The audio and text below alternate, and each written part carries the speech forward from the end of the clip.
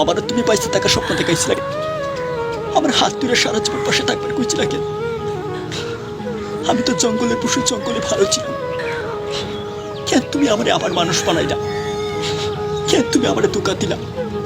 কেন? আমার সব প্রচার শেষ। চাই না এই ধোঁকা বাস্তবে আমি বাইসা থাকতে, চাই না আমি ভালো মানুষ হইতে।